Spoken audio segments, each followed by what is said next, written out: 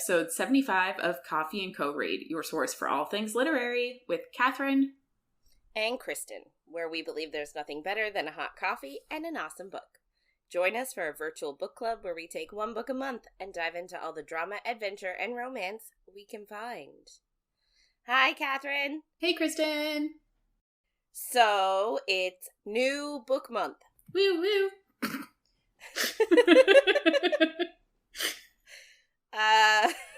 So, our book for August is A Kingdom of Flesh and Fire, the second book in the From Blood and Ash series by Jennifer L. Armentrout. We did From Blood and Ash earlier this year, I think in February? Some time ago. And April. Oh, April. Really not that long ago. At all. No. But we're saying to heck with it, and we're doing the next one. Yeah. I feel like, I know for me, if I leave too much time between the books, I'll just forget what happened in the first one. Because I've only read the first one once before we actually did the podcast on it. So yeah. I don't know everything enough. And I'll be honest with you, there are a lot of bloodlines and hierarchies and theories, and there's a lot going on in this book. Mm-hmm. So I agree with you. If we leave it too long, especially this one to the next one, yeah, it's gonna be hard. Yeah. Because there's just so much to remember that I just can't. So yeah, I think we talked about it last time, but there's a possible 7 books, according to Goodreads, in this series. She also does have another series that is related to it as well, that currently has 2 books with a 3rd book due out in December. The 5th book of actually this series, From Blood and Ash, came out a month ago, July 18th. Listen. Math is hard. So yeah, we did get into that last time, but it's worth repeating because there is obviously quite a few books in this series, and I know that I got overwhelmed on book 3 because I waited too long between reading them. And by waited too long, I mean they came out and I read them. Yeah, as they were coming out. Yeah, basically. But I had forgotten what happened in this book while I was reading the 3rd one and was confused. So, yeah. I find, I'm going back to it, I find 7 an odd number. Harry Potter. Right! Forgot about that. Yeah. It seems odd, I guess one of the first series I did read was Harry Potter, and each book was a year. And that was really, now when I read series, I find it weird when it isn't, a chunk of time, a year or something like that. Because, literally this book ends, and the next sentence is the next book. It is immediate. There's no in between. Which I just find, I find it a bit weird, because I think about, TV shows, too.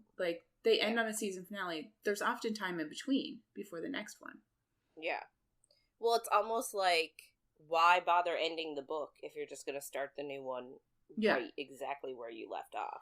Which, I find she does that in chapters, too. And, Sarah J. Maas does that in chapters, where she'll, end a chapter, and then the next chapter is immediately something important. And obviously Leigh Bardugo did that kind of a bit in the last book, except for she jumped characters, so it was different. Yeah. And I know it's a way to keep you reading, but I'm always curse you! I hate ending. I hate, when I'm in bed, I hate when I stop reading, and I could have just kept going, and it's the same scene. I'm I just want some closure, but I also want to end on a chapter. Yeah. I know. What kind of monster doesn't end on a chapter? Yeah. Who would end a reading session mid-chapter? See, sometimes. Are you that kind of monster? It depends, but some books they have in the chapter they have that little symbol that's Mm-hmm. I'd end there. Because that's actually more of an ending sometimes than the chapter is. It's true, yeah. So sometimes I prefer to end there because I'm like, at least it clued something up. This is a bit of a tangent, but yeah. It's fine. Yeah. So both of us, I think, actually really responded to the From Blood and Ash book. Mm-hmm. I remember I liked it more at the end than I remember liking it. Yeah. Although I think the first one, when I read it, I really did like it. Yes, but I think then I got so... Because for me, it was the same thing when I read the second one. The second one, I did really like it, and to this, like, as of right now, I do think that the second one is probably my favorite. Oh, really? Yeah, I think so. But I think the same thing, like, because I ended up stopping around, I think I got 2/3 of the way through the third one. Mm-hmm. It sort of colored my opinion of all of them. Yeah, I get that. And then when I read From Blood and Ash again, I was like, oh, right. I do really enjoy this book. Yeah. My issue with this book, specifically the second one in the series, is the entire time I was reading it, I was like, if you guys just had a fucking conversation and admitted your goddamn feelings, none of this would happen and I wouldn't be so angry.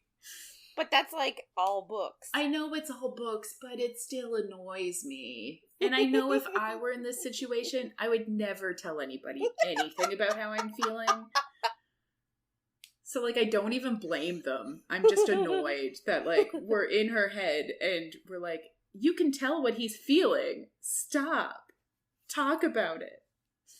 Well, but yeah. We'll get into it. We will. And maybe it won't be so annoying. Like I said, I've only read this book once. So I don't even really remember a lot of what happens at all, to be honest. I kind of remember the ending, but that's about it. Yeah. Fun times. Mm-hmm. Okay, so I guess we're gonna get into it. Just a heads up, we are definitely not a spoiler-free zone. And things might get saucy. Yeah. So, this week, we're reading chapters 1 to 11 of A Kingdom of Flesh and Fire. We did finish the first book, like we said, in April. I hope that you've read the first book, at least, if you are listening to this. I don't really want to get into a full-on breakdown of what happened in that one, but basically, at the end of that book, it was a great cliffhanger, to be fair. It was, and I did, like, that was in the times where I had to wait for the next one, and it was like, why? But luckily, we pick up exactly where it ends. But Casteel proposed to Poppy-ish in a room full of people. And I'm like, this was a bad call. He didn't even really propose, though. He was just like, we're gonna go back home so that we can get married. Yeah, he was basically just like, we have to be in Atlantia to get married, since we're Atlanteans. So we're going back there, and we're getting married. And she was like, wait, what? What? Wait? And basically that's exactly where we pick up now. Casteel is telling Poppy that they're going to get married, and she's like, maybe this is a stress-induced hallucination. I'm like, that's fair. Yeah. She also starts to wonder about the princess nickname, and, like, if he knew more than he was letting on. And it's very similar to Akka Math, I guess, where Reese was putting crowns on Feyre, and you're like, this is interesting. Very interesting. Yes. Although, like, they kind of get into it this week. I think he called her princess because he was very attracted to her and taken by her. I don't think he actually thought that they were going to get married originally. No. I mean, I think he wished for it. Yes. Soon after, like, I think he felt the pull. Yeah. I think he felt attraction and felt the pull there. And I think in fairness, I honestly feel like he's just, like, picking at any kind of straw to sort of get them to marry, because he just wants to marry her. Yeah. Yeah. He, like, manifested it. Yeah. That's what my heart is telling me. Which is so funny later on. Like, we can see it from her point of view. Anyway, she can't tell anything. Yeah. So Poppy's obviously currently in shock, and Casteel asks her, like, what part of this is confusing? Which is just so condescending. Like, asshole, What do you mean what part is condescending? It's like, maybe ask her first instead of just telling her. Yeah. She's literally like, the part where you think I'm gonna marry you? And, like, he teases her a bit, and she, like, is flat out saying she's not gonna marry him, but he's, like, not upset by it at all. No. Also just feel like this could be a private conversation, or they could have, like, given her a heads up. It's just, one of the people down the table, Elijah, laughs and is kind of like, what's the plan now? Like, the original plan was to trade her for your brother. Like, now you're marrying her? Like, what the fuck is going on? That's a big departure from the regular plan. What? Yeah. Marriage was not the original plan. Not to shock you. But Poppy's just, like, sitting at the table, and she notices, like, she has a real knife, so she kind of, like, slips that away so that she can keep it. And she is even like, yeah, I thought you were going to trade me for your brother. Like, what is going on? And then another, I think this guy's a wolven, and I might have that noted later. But anyway, another guy who I think is a wolven goes on a bit of a rant. He says, like, all of these people followed Casteel to save his brother, and, like, some even died, and now they have actual leverage to get his brother back, and they're just going home. And he does go on again to say, like, the people on the wall, so last book, which was yesterday, I guess. Not earlier that day. It can't be the same day, could it? I think she slept in between. Don't really remember. Doesn't really matter. Within the last 24 hours. The bodies are still up on the wall. Yeah. So within the last 24 hours, Poppy was attacked by Casteel's people because they wanted her dead, which doesn't make sense. Which we talked about last time, but, like, they're trying to use her. Why would you kill her? But they blame her for everything that the Ascendants have done, and basically Kieran ended up saving her from them, and then Casteel murdered them all and hung them on the wall. So their bodies are still there. So Landell basically says, like, they deserve to be there because if they had killed her, the leverage would be gone, which is literally what I just said. And now Casteel wants to marry her, and he, like, clearly just sees her as leverage. He's very confused, and, like, Poppy can feel the disgust when he says, like, marry her. So it's not great. Kieran tries to tell him to stop talking, but Casteel asks him to continue, and he mentions Elijah, who just laughed, and Elijah's just like, nope, don't bring me into this. He's like, I just laughed and said stuff when I shouldn't have, but I'm with you no matter what the plan is. Yeah. And Landell is, like, shocked and says he'll never choose her, and she won't bring their people together, and the wolven will never accept her. So he is wolven, yeah. And he says, nor will the people in Atlantia. And she's an outsider and the enemy. And she's also, as we've already said, not accepting his proposal for marriage anyway. And Landell says, like, she's never going to bond with Casteel. And marrying her will be the kingdom's downfall, and he'll never choose that scar-faced bitch.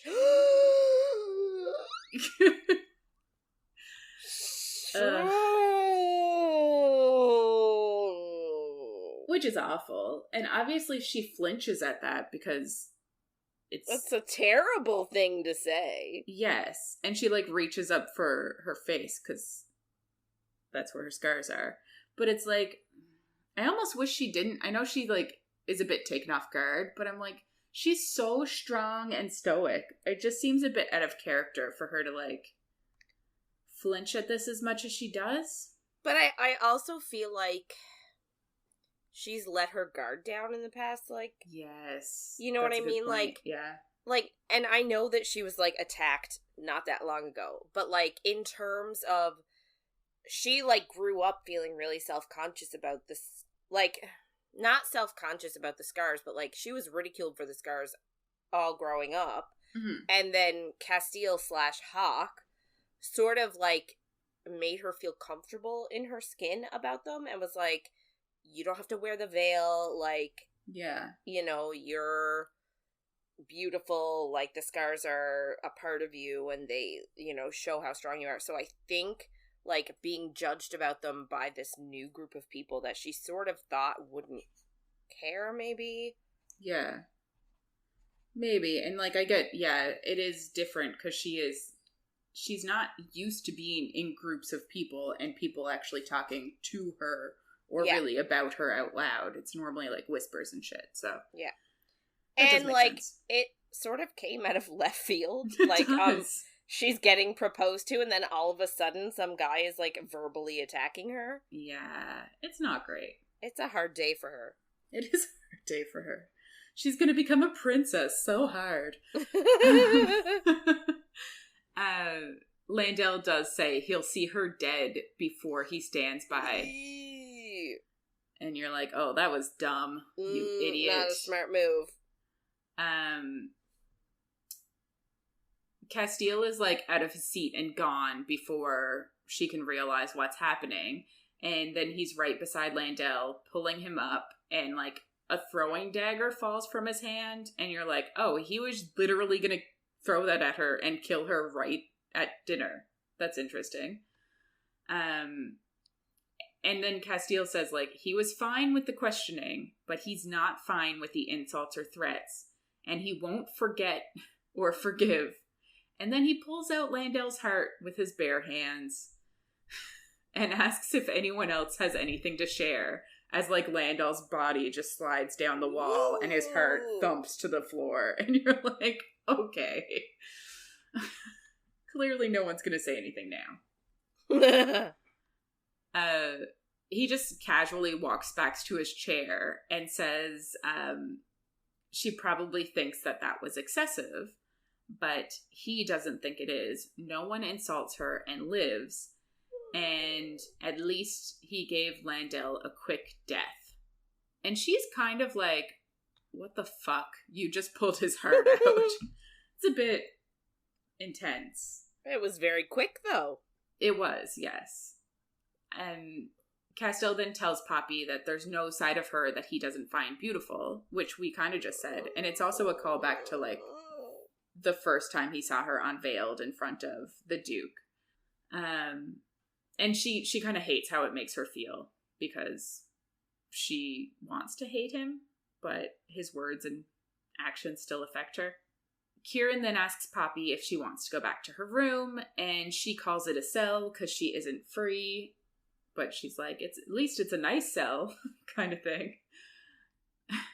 But it is true. It's like, she was in a cell her entire life, and now she's just back in one, and we're acting like it's okay. And by we, I mean, we're not, but they, yeah. So she goes to actually leave with Kieran, but Casteel catches up with her before she has a chance to, like, walk out the door, and he asks her to fight him later, but they're about to have company, so he asks her, like, to behave. And then an older wolven shows up. He asks what in God's teeth happened here, and it kind of shocks her because he sounds so much like Victor that she's, like, kind of put off by it, like, a bit surprised. Yeah. We get that his name is Alistair, and he sees the bite mark on Poppy's neck, because she almost died when she was attacked, and then she had to... Oh, no. She had to drink his blood then, but he drank her blood while they were having sex, and he was recovering from being stabbed. Yeah. So, 2 separate instances. But clearly, he knows that Casteel bit her. And he says that things have obviously occurred since they last spoke, and Casteel tells him that his relationship with Poppy has changed, but that she's about to retire, and then, like, she kind of goes quietly with Kieran. Like, he has to push her on, but they do leave. She passes the men in the hallway that have been, like, stuck on the wall, and when she sees Mr. Toulis and thinks of, like, the 3rd sons and daughters that are taken by the Ascended, she does, like, accept that Casteel was telling her the truth. And, like, we kind of already got that last book, but basically the 3rd sons and daughters are given up as babies to the Ascended. And they all think that they're being given up to, like, live as acolytes in temples, when really they're numb. Yeah. Which, like, I want a bit more information on. Like, are they just, like, letting them grow up, or do they just kill the babies? Like, do you think you'd want the blood to replenish? But you also would think that they would want a full-grown person. Yeah. Like, instead of, like... And I'm not trying to be a super creep when I say this, but, like, you would think that, like, you would need, like, 2 to 3 babies. Yeah. To have a meal, when you could just let the person grow and then have a full... You only need 1 to have a meal. Yeah, exactly. It does. Yeah, it is interesting, which is why I kind of want more information. I'm like, do they just keep them there and let them live so that they grow more blood? Unsure. So Poppy then asks Kieran about Alistair, and he's apparently the advisor to the king and queen, and he's basically like an uncle to Casteel. And Kieran doesn't think he would do her any harm. It isn't in his nature, he says, despite, like, he does have a large scar on his face, which Poppy noticed, because obviously she has a scar on her face. Uh-huh. And then Kieran asks her if she feels pity for Mr. Toulis, who basically ran away with his wife and child instead of giving up his baby, which is fair. But then he was part of the attack on Poppy because he wanted revenge against the Ascended, and, like, it's not her fault. But he was kind of like, she stood by and didn't do anything. Like, what could she really do? She can't dismantle a system that she doesn't even know is in place. Yes, preach. Kieran does call Casteel Cass in this sentence. I just thought it was important because it's hot. Kieran then, like, whirls her around and smells her, and she's like, what the fuck are you doing? And he says that she smells different, and she's like, if you say I smell like Casteel, I will murder you. And he's like, well, you do, but you also smell like death. Yeah. Which is interesting, and I don't really remember this. I got nothing. Okay, cool. So she's confused, but they basically just, like, keep going, and that is it. And I'm like, I'm sure we hear of it for a little bit. Yeah, I'm sure it comes up again, but I don't remember it. So they keep walking to her room, and, like, he says that she had said she didn't feel any sympathy for the people that are on the wall. And she says that hasn't changed, but she does feel pity for Mr. Toulis. And he says, like, pity for the family is fair, but, like, not for him. He made his own choice. And she's kind of shocked that he feels pity for the family, because she really didn't think that, like, he was capable of that. That Kieran was capable of pity? Yeah, or feelings in general, which is just kind of rude. Yeah. He realizes that that's kind of what she thought, and she just says she doesn't know many wolven, so like she didn't think that he would feel that way. And then she realizes how shitty that is to like assume things about him because he's part wolf. Mm-hmm. And she does kind of apologize. And she asks him after that, like, if the death tonight was normal. So, like, not the guys on the wall, because obviously that wasn't a normal situation, but, like, tearing out Landell's heart. And she says, no one seemed to care. And he says it's not rare that...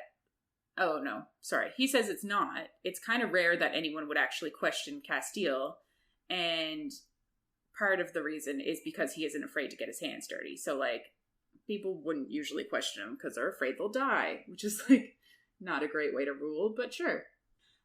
He does say, though, that Cass was right to kill Landell, and Landell could have easily used his dagger to kill her, and he likely won't be the last that Casteel's going to have to kill to kind of protect her. Which would make me feel like a piece of shit. Yeah, I can't imagine it feels great. It's also wild that, like, within the first few paragraphs of the book, he pulls someone's heart out, who is, like, one of his followers. But it's the trope of, like, he'd kill for you, and it's, like, obviously not romantic, but it is definitely a trope that is problematic in real life. Yeah. It's just one of those things where you're like, in real life, you know that you wouldn't, if someone killed for you, you'd be like, oh shit. Yes. But it's like Mr. Right. Yes. Except for he wasn't killing for her. But, God, I love that movie. Yeah.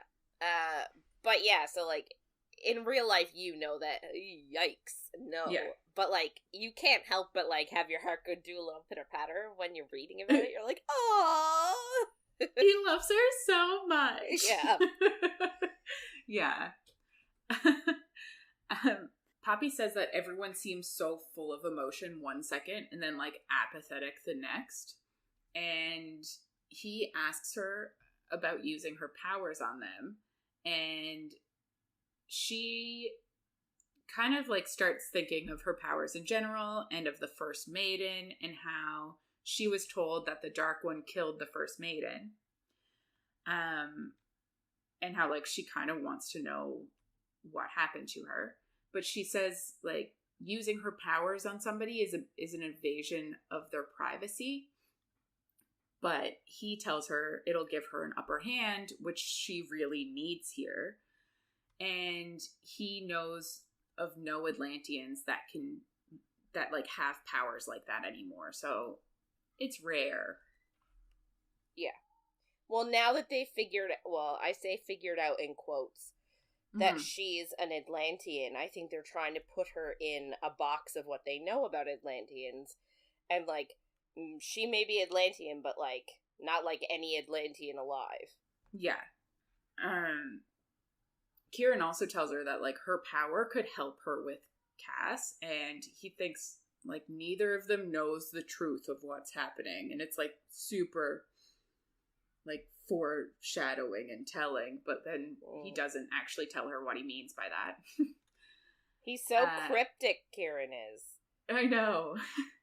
But he asks her then if she believes, like, everything that Casteel said, and we also get that, like, apparently the gods that we heard blessed the king and queen in, like, their history are actually the gods of the Atlanteans, and in actuality, they are asleep right now.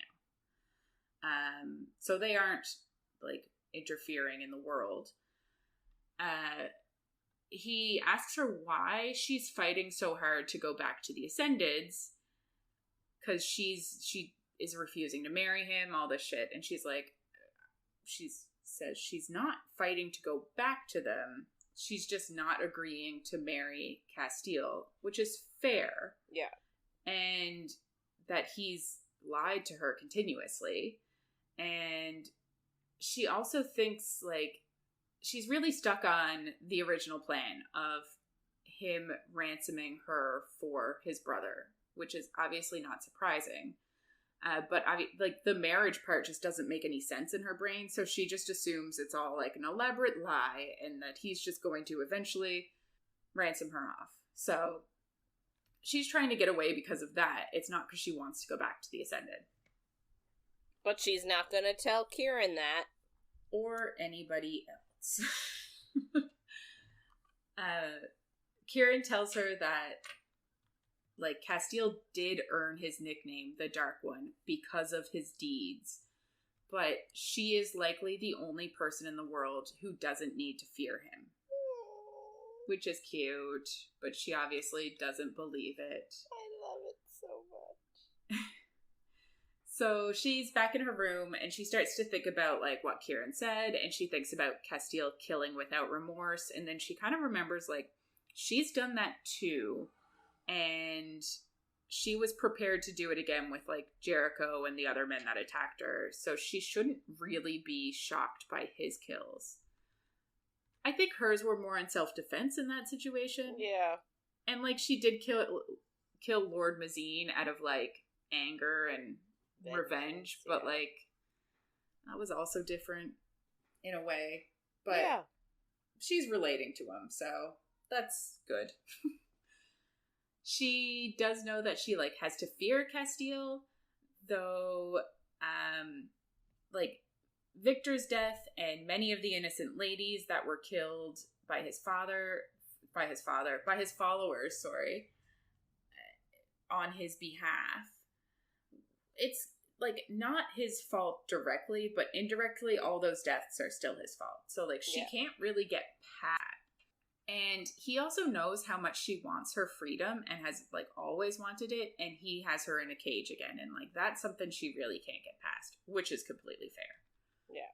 Well, like, he is really the only one in the room that has seen firsthand what she dealt with, like, in terms of what her life was actually like. Mm-hmm.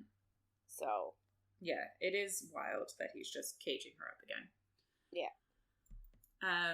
So, again, she kind of thinks he's going to use her to get his brother back, which makes her think of Queen Ileana, and I think we've said it in the past book, but, like, the queen was like a mother to her after hers died. But if Casteel is telling the truth, which she believes, then she's the one that branded him. And she also, like, perpetrated the idea that Craven are controlled by the Dark Ones and made by Atlanteans, when really they're made by Ascended. And just to induce fear in people to make sure that they would keep following them, since they're the only ones that can protect her. So, like, obviously she is part of the problem. Yeah. And it's like, when you know without a doubt somebody's character, and then to hear somebody else say, well, no, to me, in my mind, they're like this. Mm-hmm. It's really hard to reconcile those two things. Yeah, right? Definitely. Yeah. It makes her wonder if the queen knew that she was half Atlantean, and what about her brother, if he even is her real brother? Like, does he have any Atlantean blood, or what's going on there? Mm-hmm. She knows that if she does end up going to Atlantia, she's never going to get away from all of them, because there will be so many people around her. So she needs to escape sooner than later and get her brother, and they'll hide out together. And she kind of thinks, like, there's no way that he's evil. And if he is evil, Ascended, and, like, no feeling anymore and all that shit, she knows that she'll have to save him from the nightmare and basically kill him. Which is sad, but, like, she knows that she needs to know either way. And if he is, like, a terrible, not person, but, like, if he's turned bad, then she knows she needs to know that he's died. Yeah. Which makes sense. So she kind of, like, yells out to see if anyone's outside of her door, and no one responds. So she assumes that no one's standing guard. So she picks the lock with the knife that she grabbed from the kitchen. She grabs her bag and, like, anything in the room she can find that's useful, but it's all just clothing. And then she just leaves. She does wonder if her her dagger that she got from Victor, which was wolven bone handle and a bloodstone dagger, is still in the stables, but she knows she can't really afford her freedom or her brother's to, like, go check. She doesn't really have the time. So she sneaks into the woods and then runs for a long-ass time. It seems like forever. Her plan is to go to Whitebridge, which is south, and then go with a group to the capital from there to get her brother. Mm-hmm. Her first step is to get her brother, basically. Her only step. Yes. Well, she does talk about, like, living somewhere else on the outskirts where people won't recognize her, and you're like, how is she going to get that? I just don't understand how she thinks she's going to get that far, like, getting into the capital, getting her brother, and getting out and not being recognized. How does she think she's going to get out of the capital once she's there? It's not a great plan. She also doesn't have any food or water, but let's let her live. She's also, like, she's thinking, like, maybe she could convince the people in this town that she's on her way to that she's the maiden and then get them to take her to the capital. But then she hears twigs snapping behind her, getting closer, and then she sees Kieran in his wolven form. And he's just, like, standing behind her. And she tells him that he's going to have to force her back and, like, she will fight him. But that's when Casteel shows up and says that she's gonna have to fight him. So he offers her a deal and gives her one of his swords and says, like, if she can win against him, he'll let her go. And if not, she's going back. And, like, obviously it's a very unfair fight. He's an Atlantean. He's super fast. Yeah. Like, there's no way she's gonna be able to beat him. Yeah. But, like, she kind of realizes partway through that, like, it's likely to get her anger out and make her docile almost. Yeah. Not really docile, but, like, you know what I mean. He then tells her how dumb this plan was. Like, no food, no water. It's winter. She was clearly going to die in the woods. It gets super cold at night. She really didn't think this through, which she didn't. So they start to fight, and he says that, like, she can argue or fight him, but he won't let her put her life in danger. And he was working on making sure that Alistair wasn't a threat when he had to come here and basically get her. She obviously knows she's no match, so when he goes to, like, knock her sword away, she gets in front of his blade so that he has to pull back or actually hit her with the sword. Which is, like, a really ballsy move. Like, he could literally kill her. It'd just be so funny if he just But, like, imagine, like, this is what I don't understand. Like, she has so much trust and faith in him. Yeah. Like, shouldn't that tell you something? Yeah, but she thinks that it's because she's leverage and, like, he needs her. I guess. In, like, a leverage way, not in a loving way, but yeah. So he obviously has to pull his sword back because he doesn't want to kill her. So she kicks him and slices for his chest, and he basically tells her he's impressed, and they keep going. And she knows that, like, he's allowing this, but even if she wins, he's not going to uphold the deal because she realizes she would have died in the woods. So he asks her if she ran because he frightened her tonight, which kind of distracts her. And he grabs her from behind and, like, holds her to his chest and, like, disarms her by, like, making her hand spasm. And she elbows him and punches him in the face and then sweeps his legs. And, like, she looks at him and he disarmed her first, but she got first blood. So it's kind of like as much of a draw as you can get. Yeah. He says she doesn't need to fear him, and she says she doesn't, and she, like, tries to get to the sword again, but he grabs her and pins her on her stomach on the ground, and it's, like, super hot, as all of their fights are. Mm-hmm. Their fights are basically, like, foreplay, and... Yeah. I love it. Yeah, and violence very much turns Casteel on, especially from her. and he brushes his teeth on her neck, and she's loving it, but, like, she's also telling him that she is not loving it because she doesn't want to. So she, like, pushes him off and, like, gets super frustrated, but then she notices mist, and she's like, what the fuck is that? And he's like, Craven! And she's like, oh no. I didn't think there would be any here because all of the Ascended from the keep were killed. And he's like, that is dumb. Which is fair. Yeah. But it actually, like, really kind of pisses him off because he's like, she was leaving. She had a kitchen knife. She had no way to kill these. And she would have just, like, walked right into their path if he didn't show up. So she would have double died. Yeah. But now, obviously, she can get one of his swords, which are bloodstone, and he has the other one. And he pulls her into, like, a super hot and heavy kiss and tells her to make him feel incompetent and kill more than he can. And it's a pretty hot moment, but she's just a little bit in shock from the kiss. It's cute. I like it. But the Cravens start coming towards her, and they're emaciated, and the dissenters have been keeping them away, so I guess they haven't had as much to feed on as they normally would.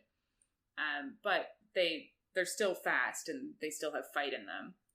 Yeah. And she thinks of the obvious lie that she was told by the Ascended, but the Dark One can control Craven. Because, like, it'd be super convenient right now if he could. Yeah. They have a bit of a, like, Lord of the Rings moment where he says 6, and then she's like, 4, now 5. And, like, he's super teasing to her. And it's just a cute moment. I know, I love the moments when they're fighting, and it's like... Yeah. They're pretty cute in them, even though they're both killing people. They end up killing them all, of course, and he says he was hoping to save her, but he knows, like, she doesn't need it. Which I do love that she is, like, a strong, independent woman. Yeah, I know, like, it makes it better knowing that he does save her, but she doesn't always need him to. Yeah. And she tells him here that she was once bitten by a Craven, and he's surprised, but she says it looks just like a claw mark, and it was on one of her legs, but she never turned. Which is interesting, because last book we had a big conversation about this, because we were like, doesn't he know that she was bitten? But apparently he didn't know until now. So, the gifts that she had and not being affected by a Craven bite are all Atlantean traits. So he realizes, like, if he had known she was bitten and didn't turn, he would have probably put it together that she was part Atlantean. And likely that's what happened with the Ascended. Like, when she went back, they were probably like, oh shit, you were bitten and didn't turn. Right. Yeah.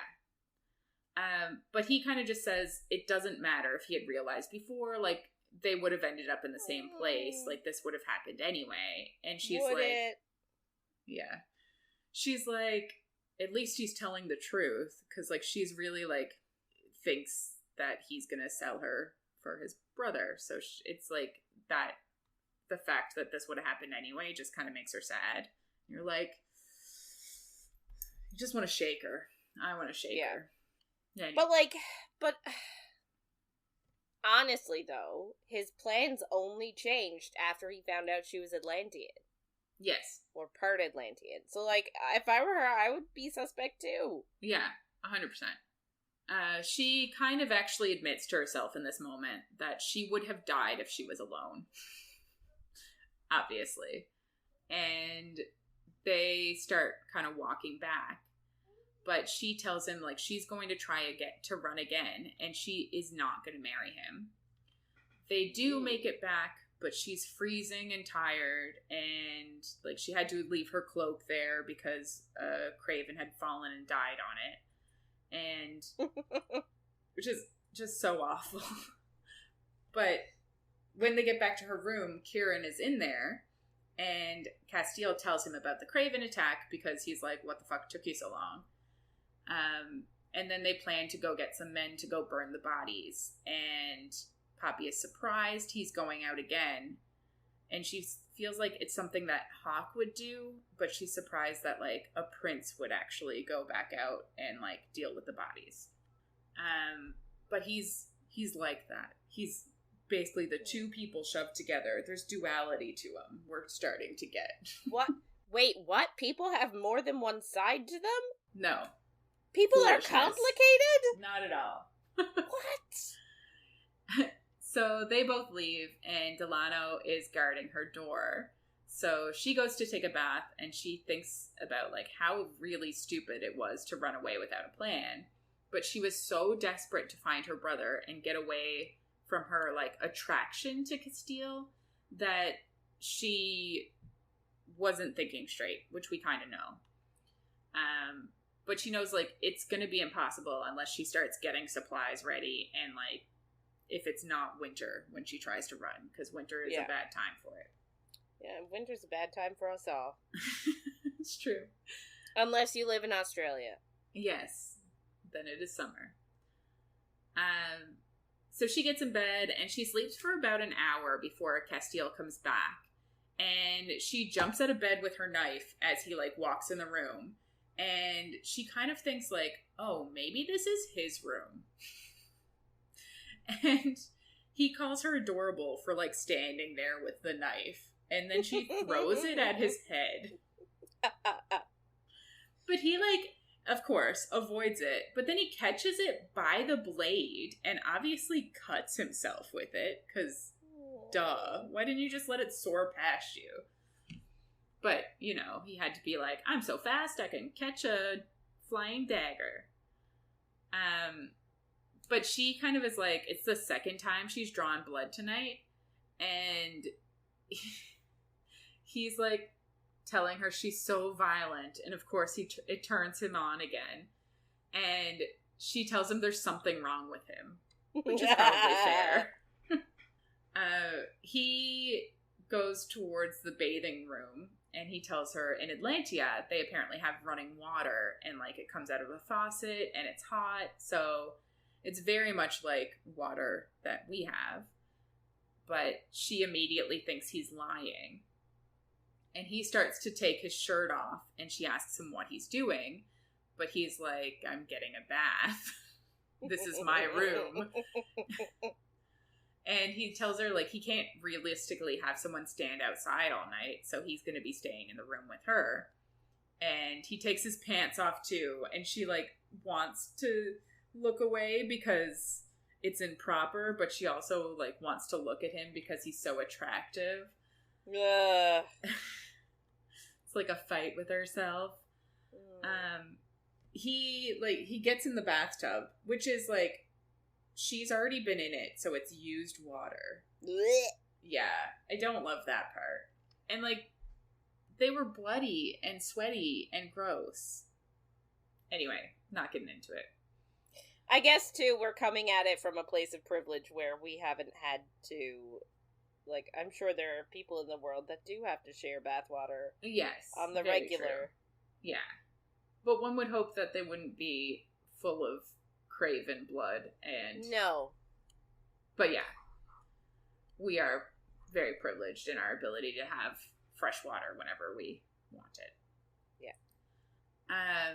So he's in the bath, and he can kind of read her mind and knows she wants to get the knife, and says, like, that's why he didn't bring his swords into the room. And he starts telling her, like, how Atlantia is different. So apparently all houses there have electricity, no matter the wealth of the people. And, like, he says the Ascended created the rift in wealth that is in the capital and in Macedonia. So that there would be so much infighting among the people that they wouldn't turn on the Atlanteans. Yeah. Not the Atlanteans, the Ascended, sorry. Yes, yeah. And, like, it's smart. It's, like, what people do, which is unfortunate. Yeah. It's the same with, like... It's genius on the part of the Ascended. Yeah. it's like monarchies have done that and stuff. Like any, yeah. She counters like Atlantia has its own problems because they are apparently running out of land. So that after the battle, they kind of retreated and they gave up a shit ton of land, and now their population is growing, but they have nowhere to go. So, like, there are a lot of issues there, too. He's out of the bath now, and he just, like, puts on a pair of pants, but no shirt. Woo! And she comments on it, and he says, like, he starts teasing her and says that some of the best conversations he's had didn't involve clothing. And she says she's sure he's had a ton of those. So, like, you can kind of tell that she's jealous of his experience. But, like, he's been alive thousands of years. It's the thing that bothers me, though, is, like, it's that trope of, like, he's so experienced and she's so innocent. Yeah, virgin trope. And, like, I get why she's a virgin. Like, I can almost forgive it a tiny bit more than I normally can when somebody's a virgin. Like, they were basically forcing her to be a virgin, but she didn't really have much choice. But it is still, I do hate that trope of, like, he's been with hundreds, possibly thousands of people, and she's been with him. Yeah. He kind of says, like, maybe they should talk later, but she tells him, like, the marriage isn't happening, so there's no need to talk about it later. And he asks why she ran. And he's like, is it 'cause of the marriage? And you're like, tell him about your brother. I kind of get frustrated at both of them in this part, because it is like, in her head, everything is about her brother, and in his head, everything is about his brother. But, like, he can't realize that she feels the same way about her brother than he does about his brother. Yeah.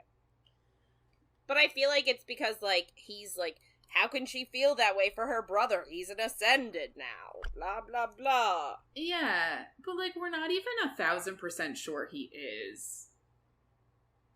No, you're correct. But even if he is, she wants to go and kill him so that he's not stuck as an evil person that is against who he would want to be. So, like, I don't know. I feel like he should be able to empathize with her in this, but he absolutely cannot understand. He tells her that Atlanteans sometimes have middle names, and they only share those with, like, their family and their closest friends. And he says that his middle name is, like, after his mother's brother, Hawkthrone. And only his mother and brother call him Hawk. And it kind of tells her that, like, Hawk is a real name for him. Like, that entire part wasn't a lie, or it wasn't, like, a persona that he put on, or, like, he didn't kill someone and take over their name. It actually was a name that he goes by. And he tells her that Kieran chose his last name, Flynn, which just reminds me of Tangled. Flynn Rider. I don't know. I just can't get past that. I think I talked about it last time, but she asks if he's telling the truth, and he says he is. And she kind of thinks of what Kieran said earlier, and she decides to use her gift to, like, see what he's really feeling. Yeah. And he's feeling a bit of discomfort, but he's also feeling, like, his ever-present sadness that he always feels. And he tells her he knows that, like, knowing Hawk was actually a part of him matters to her. And she asks if he can read minds. Because, like, we spoke about this, too, though, because, like, in the last book, he did seem to, like, have an idea about, like, her thoughts and stuff. Yeah. Remember? Yeah. Yeah. But he says that he can't. Oh. So, it is interesting. Then how does he know? Yes. In your part, we'll get that he knows because of how she smells. Everything she's thinking, he knows because of how she smells. Which is not true. It's impossible. Anyway, whatever. she tells him, like, he still lied, even if Hawk is actually a part of him. And now she's his captive, so it doesn't really matter what his name is. She still doesn't have freedom. And he tells her he hasn't lied since she found out who he was.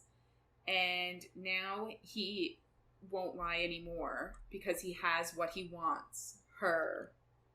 Like, I guess he's very honest with the fact that he wants her. But that could also be, like, he wants her as leverage. He wants her to use. But, like, we all know what it means. Poppy just doesn't know what it means. Sexually. Yes.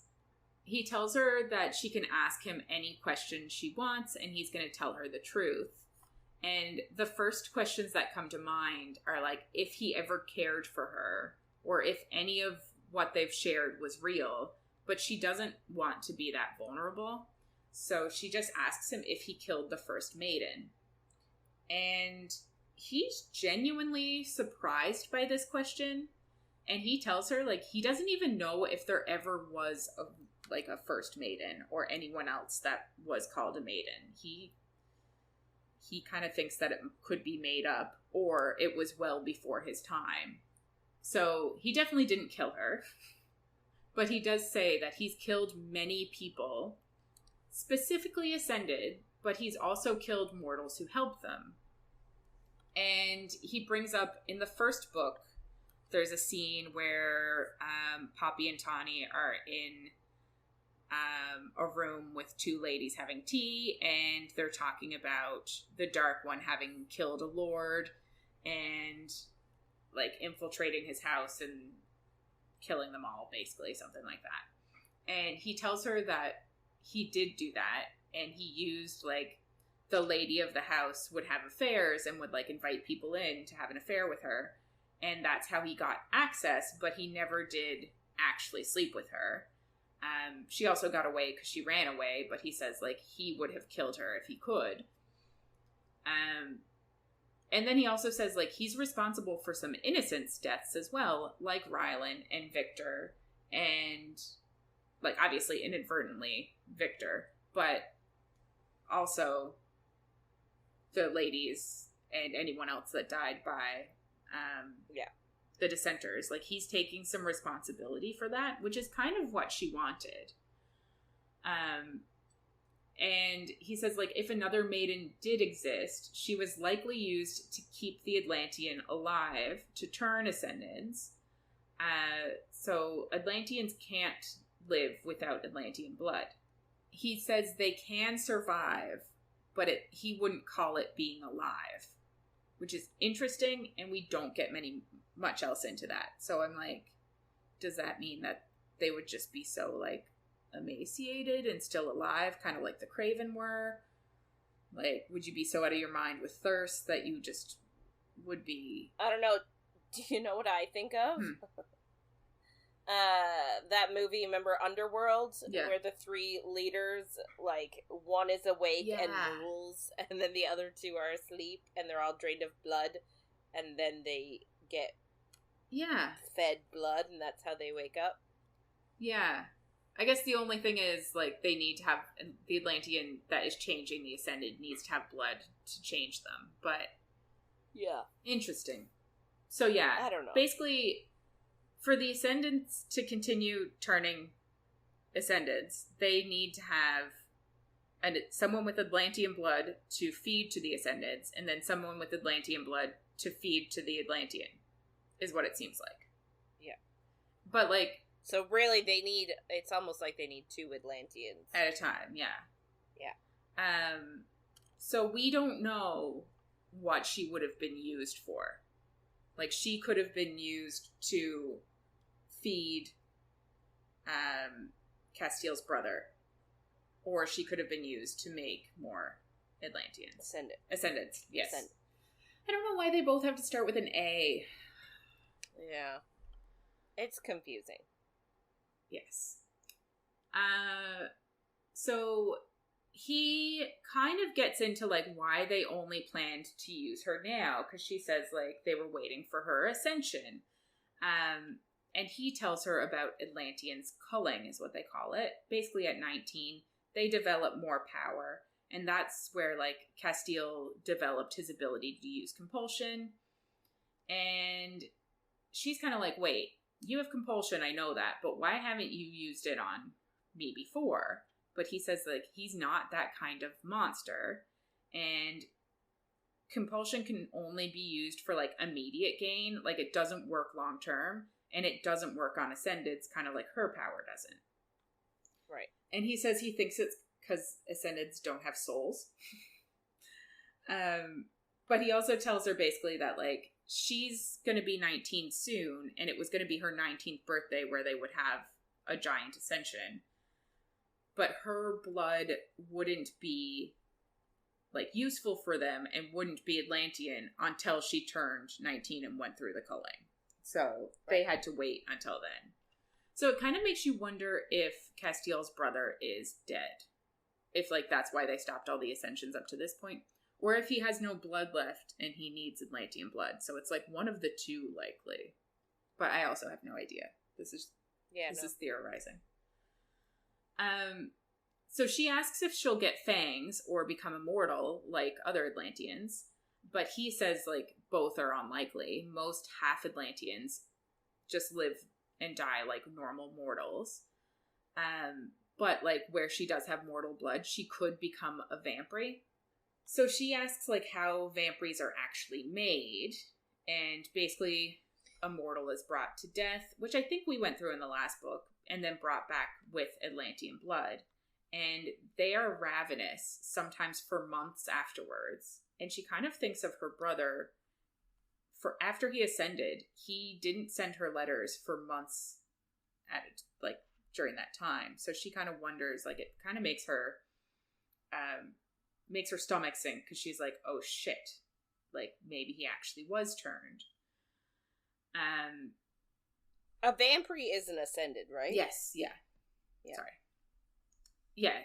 It's just so many words for the same thing. Yeah, the Atlanteans call them vampires, and they call themselves ascended, because they are like, we're ascended God's will. Right. Yeah. He also tells her that, like, if an ascended is not happy to feed on children, a lot of them, like, if after they wake up as ascended and realize what's going on, not a lot, but I guess a few, just walk out when the sun is at its highest. And he says it's not fast death and it's not painless, but it will kill them, because ascendeds are hard to kill. Yeah. So it's the quintessential vampire thing where you can't be out in the sun or you burn up, basically. Yeah. So she thinks, like, that sounds like something that Ian would do. And she then asks Casteel if the mortals are aware of what's happening when they, like, become ascended.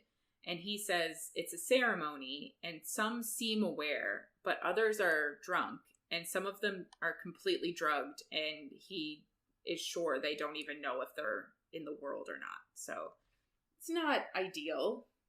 No. So it obviously makes her wonder if her brother was drugged. He does tell her, like, they would never turn her, though, because it would taint her blood, and they wouldn't be able to use her. Because her Atlantean blood would, I guess, be overruled. So Ian likely either doesn't have Atlantean blood, or, like, he wasn't turned. Or he was turned and he doesn't have Atlantean blood. Yeah. So that kind of hits her, because, like, she always thought that they were really brother and sister, obviously. She thinks, like, is it actually him who has been writing to her all this time? And maybe it wasn't him who Casteel's men have seen. Like, maybe he did kill himself and they're just trying to, like, keep up the facade that he's still alive. So we don't really know. Yeah. So obviously she knows what they had planned for her to a point. Like, she would either be turning ascended or keeping an Atlantean alive. And she asks Casteel if he realized this when he came for her, that she was part Atlantean. And he swears he had no idea until he tasted her blood. And he tells her he probably should have realized it when he heard about her power, but no Atlantean has had this type of power for hundreds of years, so he just, like, it didn't come to his mind. And she's still using her gift, so she, like, feels like he's telling the truth. It's just convenient. I knew about it, but I never put 2 and 2 together. Sure, bye. Well, I believe him, but I'm also like, that's dumb. She pulls her gift back from him, but it feels weird. She's like, really wants to use her power, and she wants to take his pain away. Like, it seems like her power is developing, and she wants to use it more. So it kind of reminds me of Grisha in our last book, of, like, having to use your power to feel strong and stuff. So I wonder if that kind of situation is going to happen with her, but we'll see. He then asks her, like, why she would go back to them. Why would she go to the capital knowing that they are going to use her? And you're just like, you're so dense. You're both one-track minded about your brothers, but you can't, like, he can't see that she feels the same way. Like, it's so dumb. So she does ask why she should stay and be turned over to them anyway. And he says, like, they're going to get married. He's not going to turn her over. And then he teases that, like, most girls would love to become a princess. And she gets super mad at him.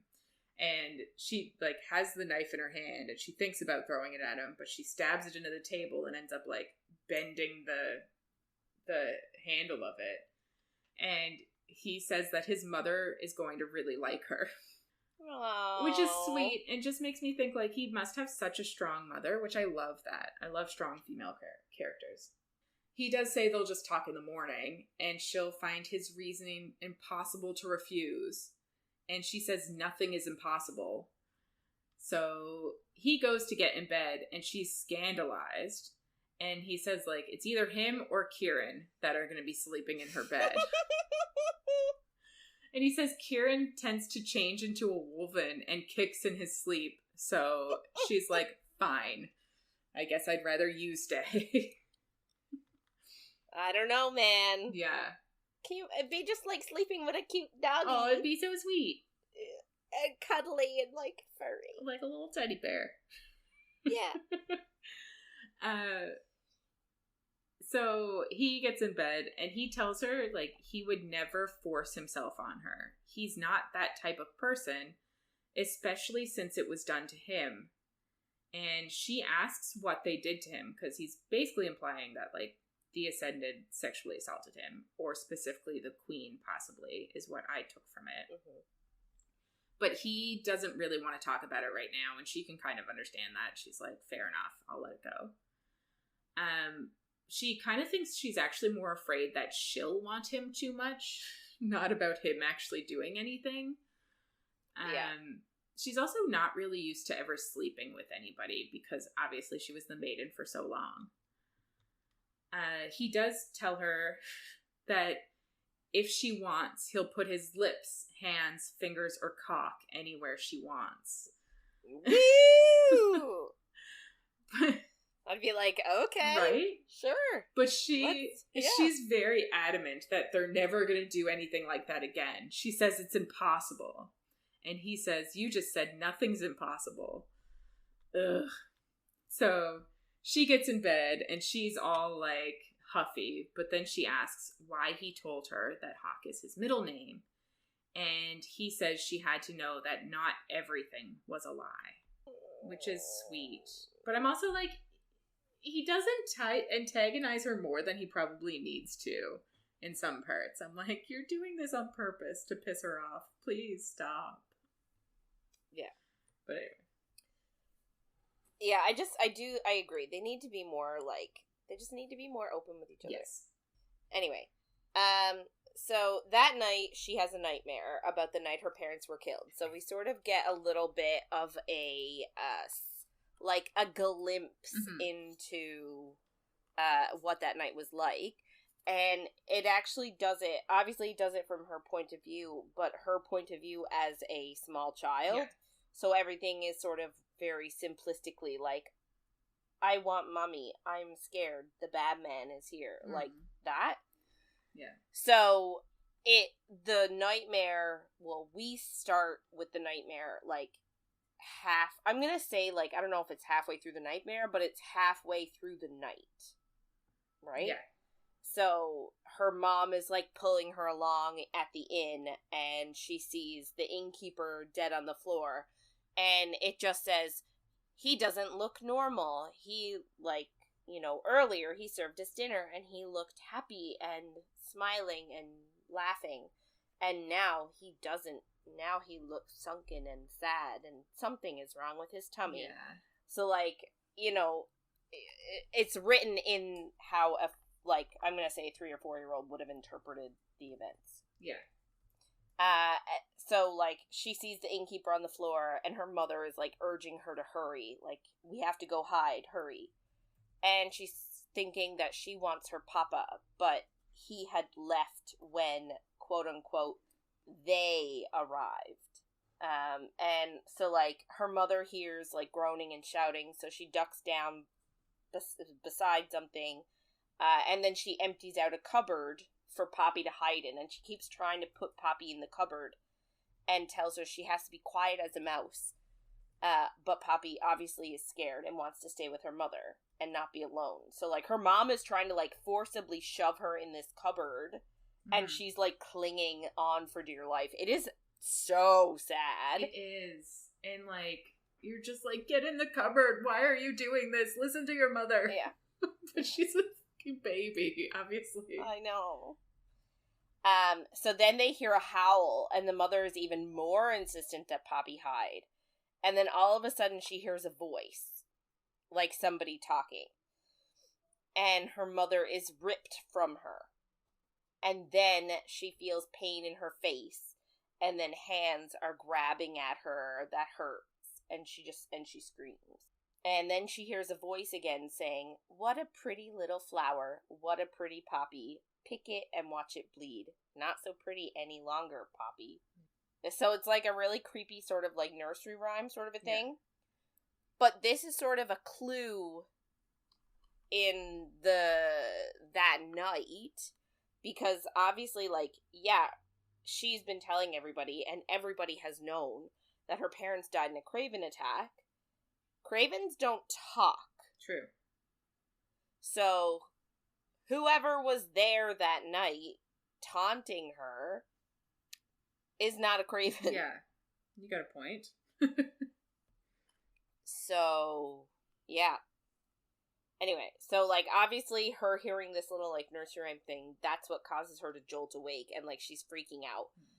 And that's when she realizes that, like, somebody's arms are around her and they're soothing her. Obviously, it's Casteel, because they're in bed together.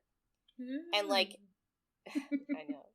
She wants to pull away and put distance between them, but she said that, like, she's never had somebody comfort her after a nightmare before, because, like, she's never shared a room with someone before, and, like, she hasn't felt comfortable enough to go to Tawny. She just felt like that would be taking a step that was not, like, it wasn't appropriate for their relationship. Because, like, Tawny's basically forced to be her friend in her head. Yeah. Sad, too.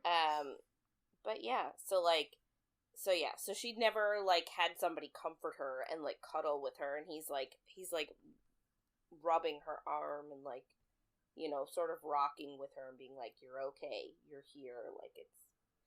Anyway. So, she likes it. She does apologize for waking him up. She's, like, super embarrassed, and she thinks that he will think that she's weak for still having nightmares about it, like, so many years later.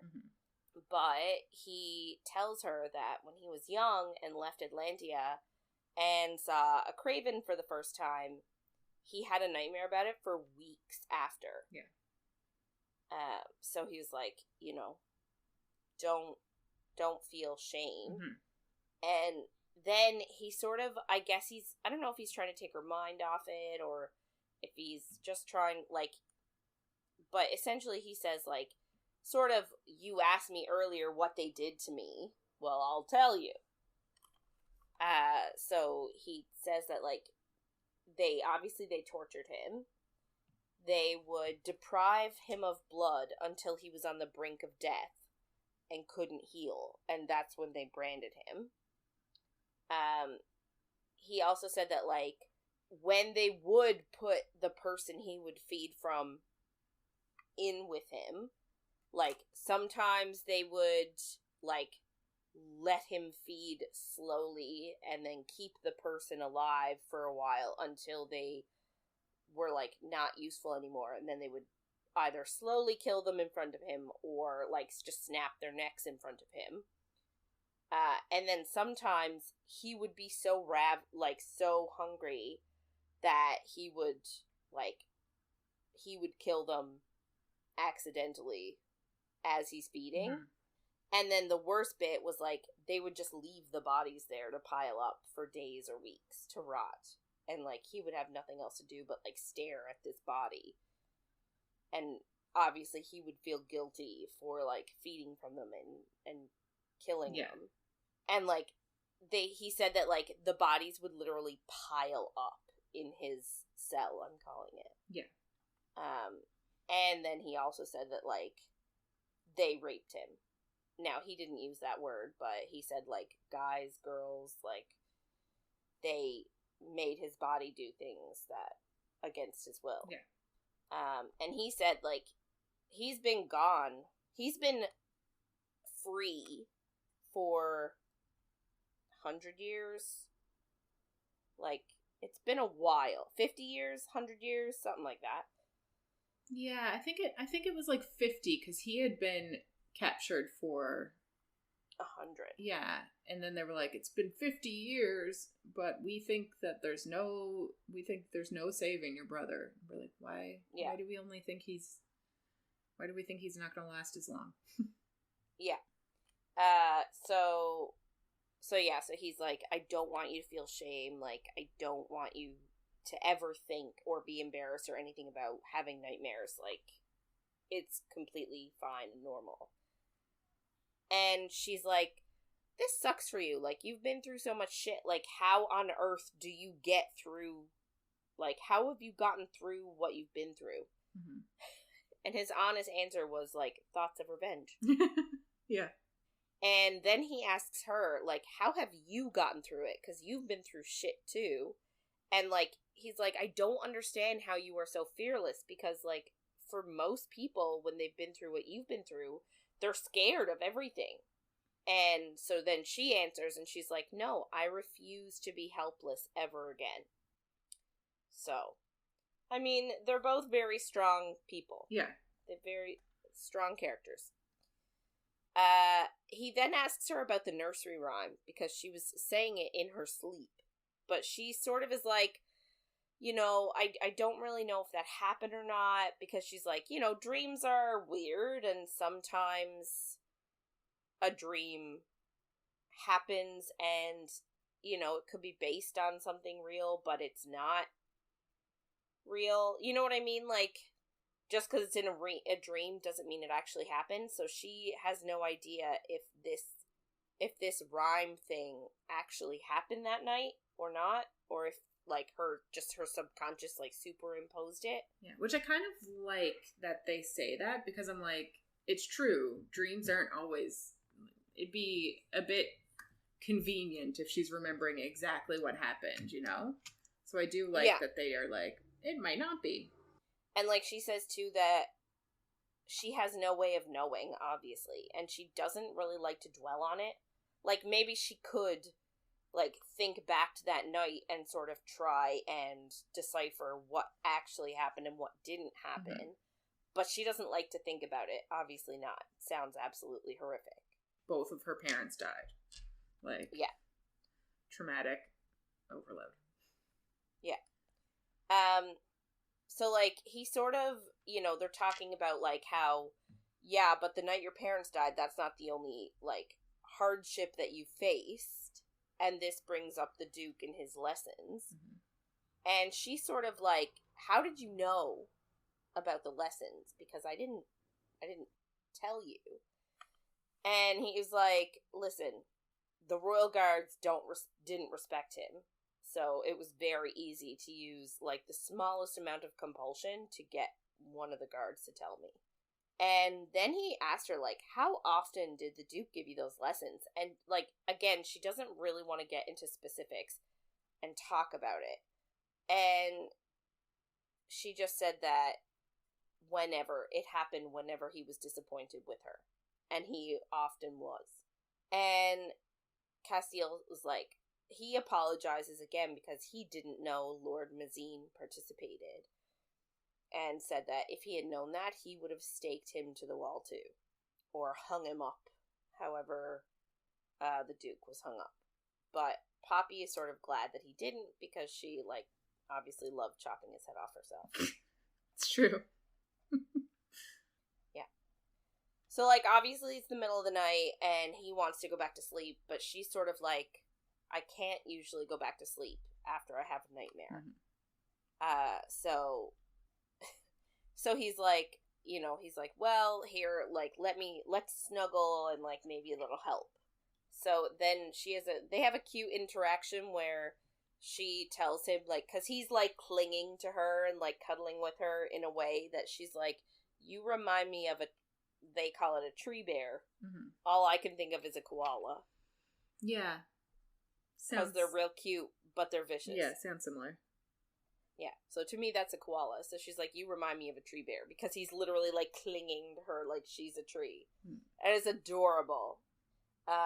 So they do fall back asleep, which is crazy for her, because she never gets to fall back asleep after a nightmare. The next day, she had been locked in her room, like, all day. And she was obviously really annoyed with Casteel about it, but, like, what does she expect? She literally tried to run away last night. Yeah. Delano is standing guard, and she's, like, knocking on the door, like, let me out. And Delano's like, nope. And, like, she says that she's about to bang on the door, like, as hard as she can and scream so that everybody in the keep can hear her. Mm-hmm. And all of a sudden, Delano bursts in and asks if she's okay. He was like, did you just scream? She's like, not externally. Like, I internally screamed. And she's like, wait, what? Yeah. He's like, internally? And she's like, yeah. And he's like, oh, sorry, it must have been the wind. I kind of like him a lot. Yes. I also really like it. So he leaves again and, like, locks the door behind him again. And she, like, rages around the room, and she's like, let me out! And he's like, no, thank you. He's like, oh, that must have been the wind. Yeah. I love him so much. It's the wind. So dumb. Anyway, so she essentially rages around the room until she falls asleep. And when she wakes up, there's, like, a quilt on her, and Kieran is actually sitting in a chair watching her. And he says he's glad she's awake because he's bored. I love him too. And he says, unlike Casteel, he doesn't find watching her sleep fascinating. And all I can think of is, like, Casteel, Edward Cullen? Yeah. Like, what? Oh my god. Right? He likes watching her sleep? Yeah. Blech. That's good. Blech. That's good. I like that. Good job. And she's like, what are you doing here? Like, she's sort of annoyed, and he's like, do you want to go for dinner? Like, you're allowed to come to the dining hall to eat. And so she goes to, like, sort of fix herself up a little bit. And then we get a focus. And the rest of this, like, section focuses on eyes. So apparently her eyes are green, like her father's. But she says her mother's eyes were just brown. And she's noticed that most of the Atlantean eyes she's noticed are gold, some form of golden color. Yeah. So as they leave the room, she starts to ask him, and she peppers him with a bajillion questions. Mm-hmm. And it's actually something I really like about not just her character, but about their relationship. Like, she literally spends their entire relationship her asking questions, and then him joking and being like, "Do you have another question? Like, seriously?" But yeah, so she asks him about eyes and asks, like, do all Atlanteans have golden eyes? And he says, most of them do have a shade of golden, but only elemental Atlanteans have pure golden eyes. And this is what brings us to our lesson on elemental Atlanteans. And we do need a lesson. I almost feel like I should be, like, taking notes as I'm reading this book on the lessons. We are, yeah, but, like, because this is where I get, and maybe my mind is just mush, and I just can't figure stuff out. I don't think your mind is mush. But yeah, I know what you mean. Like, there's a lot that they're throwing at us. But I kind of wonder if, like, doing this and actually digging into stuff will make me understand it better than the first time I read and maybe just went to things. Maybe. So, apparently, elemental Atlanteans are not made by other Atlanteans. So, can Atlanteans make Atlanteans? No. They can have babies. Yeah. But I think the answer is no, because, like, if they use their blood on anybody, they'll become ascended. Right. So, I just don't want... So, that was taken word for word from the book. Elemental Atlanteans are not made by other Atlanteans. Yes. Don't know. So if that's the case, wouldn't all Atlanteans then not be made by other Atlanteans? So I think we kind of get into it a bit in a little bit, but elementals were created by the deities. So they don't come from other... Yeah, so they don't, like, they don't come from other Atlanteans. They come from the deities. But what does that mean? They don't come from other Atlanteans? Like, they weren't born and then... They weren't born of other Atlanteans. They were born of, like, I almost assume a deity and Atlantean, or, like, two deities had a baby and it was an elemental and they're not actually... Oh, okay. That's kind of what I am getting. Okay. But... Okay. Yeah. Anyway, so elemental Atlanteans are not made by other Atlanteans. They were made and descended by the deities. The deities are the children of the gods. And then she asks, and this was another bit that sort of confused me a bit, she asked if any of them are still in Atlantia. I'm taking that as deities? Yeah. Are any deities still in Atlantia? Yes. I think that's correct. And Kieran says no, because if they were, then Casteel wouldn't be the prince. Yeah. And I think, like, because she finds this part a bit confusing, too. Yeah. Which is understandable. Yeah. And because apparently they would usurp any claim that Cass's family has to the throne. Yeah.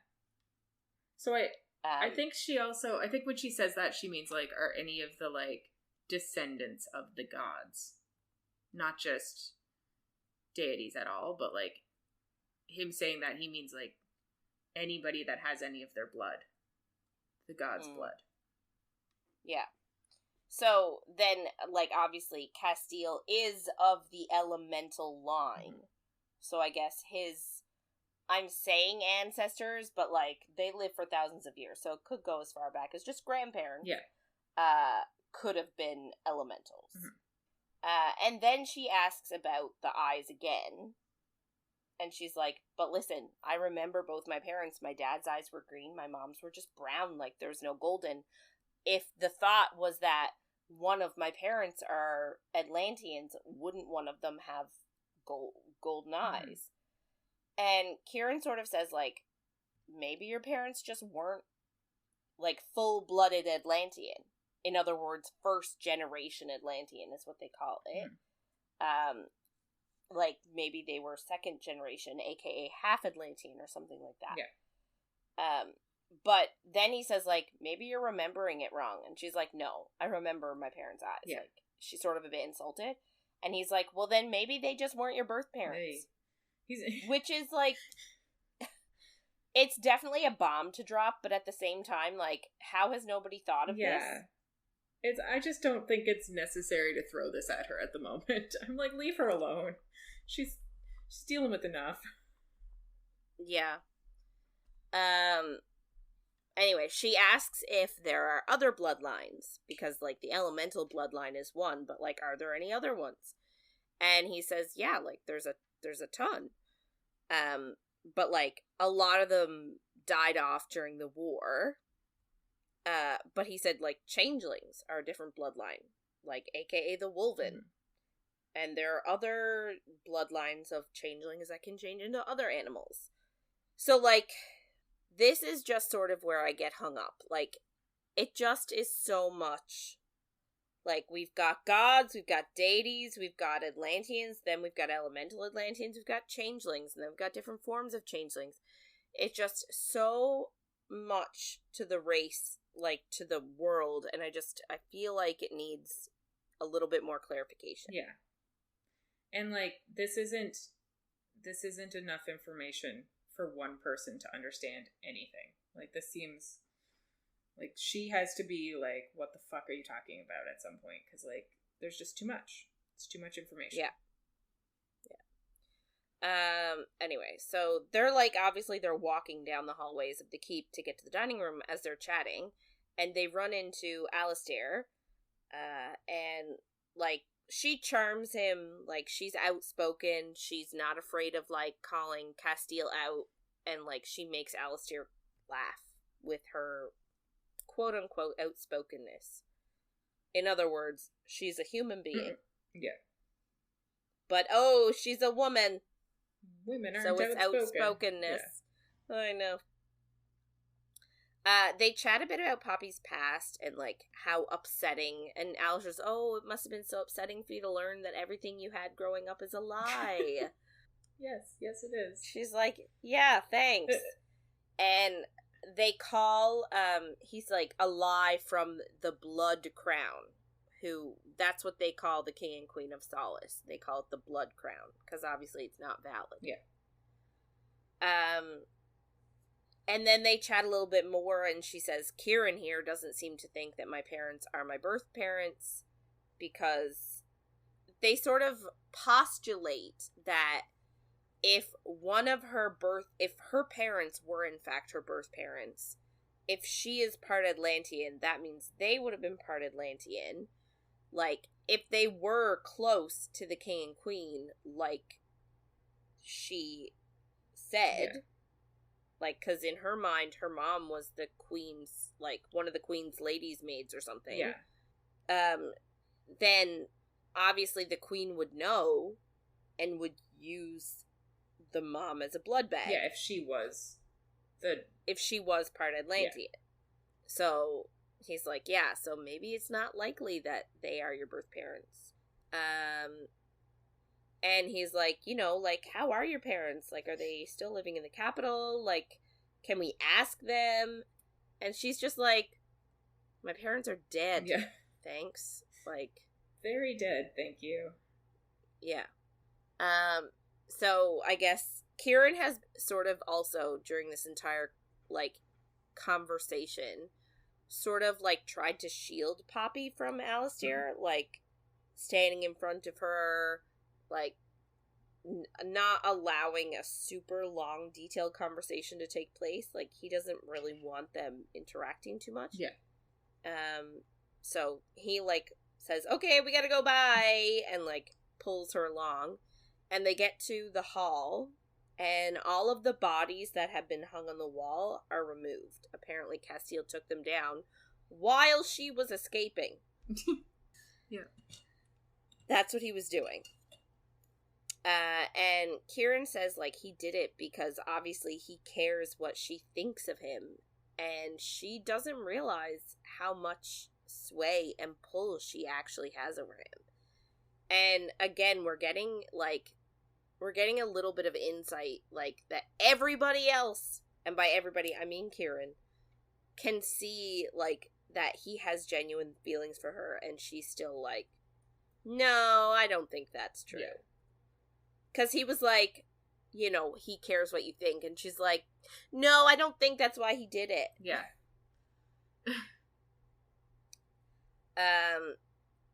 But nonetheless, like, they sit and eat and talk about how all the people in the keep right now are going to travel to Atlantia soon, because the Ascended are soon going to notice that she's not showing up where she needs to show up. And when that happens, they're going to come looking at that keep. Yeah. It was a planned stop on their journey. Yeah. And they don't want the people in the keep that are the loyalists, they don't want them hurt. So they chat a little bit more, and she asks, like, a million questions.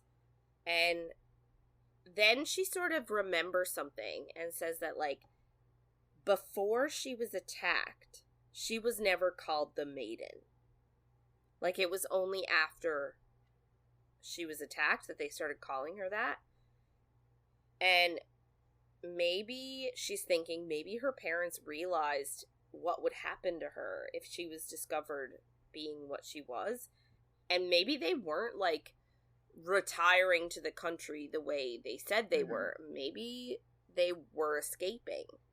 And she also knows that Alistair was instrumental in helping people escape. So she's wondering, like, maybe they tried to contact him. So, you know, that's revelation. A revelation for her, yeah. The eye color thing comes up again. And Kieran points out that, like, other bloodlines have different color eyes. Like, his eyes are not golden. So he's like, don't get hung up on the golden eyes thing. Maybe you're just a bloodline that they thought died out during the war. Which is what Casteel said. Yeah, that her powers, nobody's had them since whatever. Yeah. So essentially we're getting the same thing twice. Yeah. Fine. And he mentions as well that, like, her abilities, her magic, they're too strong. The powers are too strong to be anything other than either first generation Atlantean or second generation Atlantean. So she either has to be full Atlantean or half Atlantean. Yeah. Otherwise, the powers wouldn't be strong enough for her to use them the way she does. But everything stops them because Casteel comes in. And she says he takes her breath away. No, like, how sweet. Like, she doesn't actually say that, but, like, she's just, like, admiring him and, like, how he didn't know they were in there, but, like, as soon as he walks in, his eyes zero on her, and, like, their eyes lock. They're, like, magnets. Yeah. So, like, she's thinking about, like, sexy times, and, like, she's getting all hot and heavy, and Casteel's looking at her, and he grins at her, and as if he knows what she's thinking. And then she asks Kieran, like, can he sense my feelings the way that I can? And he says, no, but Atlanteans like Casteel have, like, heightened senses. Like, they can see farther, they can hear a lot more, and they also have a heightened sense of smell, so they can smell illness, or the opposite of illness. Ugh. So when somebody is aroused. No. We love this. This is our favorite trope. I hate it so much. Yes, that was sarcasm. Yeah. And, like, then he also has to add in, like, by the way, my senses are even better than his. So that means not only can he smell her arousal right now, she thinks back to when they were in the camp, when they were camping out overnight on the road, and Casteel, like, fingered her and gave her an orgasm, and she thought she was being quiet, and Kieran was, like, way down there didn't matter. He could still hear and smell everything that was happening. Oh, anyway. The worst. Casteel, comes straight for them and, like, gets in on this conversation. And they both embarrass her a whole bunch. And it's really funny. And it gets, like, from funny to serious really quickly. So, like, she tells him that she hates him and loathes him for kidnapping her. And for planning to ransom her. And for keeping her locked in her room all day. And, like, she's like, same cage, different jailer, essentially. And he's like, yeah, but the difference is I'm doing this for your safety. Because you tried to run away and you could have died. Like, this is for your safety. And she's like, yeah, but you're only keeping me alive long enough to ransom me anyway. And you're gonna give me to the Ascended. So, like, how are you any better than the Ascended? Yeah. And, well, actually, she says, you are no better than the Ascended, which is, like, heavy, like, they kill baby. True. Yeah. That's a heavy accusation throw around. Yeah. Yes. So, like, obviously this makes him really sad. Mm-hmm. And he's like, I want to show you something. And she's like, well, I don't really want to go with you. And he was like, well, you kind of need to see what I'm going to show you. Yeah. So, like, on their walk, he tells her that he actually does find it distasteful to keep her locked up. But he doesn't want her to run away. Yeah. It's like, I'm so glad you find it distasteful. Yeah, really, though. Thanks. So they keep their walking, and they actually walk outside and walk into the woods. And he tells her that he had to talk to Mrs. Tulis, whatever, and tell her what happened with her husband. She actually doesn't believe that her husband would participate in something like that. Which is unfortunate. Yeah. But Casteel still said, like, you know, you are permitted to stay, no one will harm you. If you choose not to stay, we can arrange transportation for you to somewhere else. Like, you essentially saying, like, you still have our support. Yeah. They reach a set of stairs that bring them to this, like, underground tunnel. And when they go under there, it's huge. There are torches, there are benches. It's, like, the length of, like, a great hall. And essentially, it's a tomb. Carved into the walls are names and ages. Some people have epithets under their names. Some have portraits carved into the wall. But all of them have dates of births and deaths over hundreds of years. Mm-hmm. And she says that she can tell by the dates that a lot of it line up with the rites. And, like, a lot of the names are small children and babies. But some are, like, adult people who've been dissenters. Yeah. But she says others have no death dates. So those are the ones that they just believe are either dead or turned into Craven. Yeah. There are also little, like, inserts into the walls, like little, I don't know what you call them, but, like, little holes in the walls. Little shelves, I guess.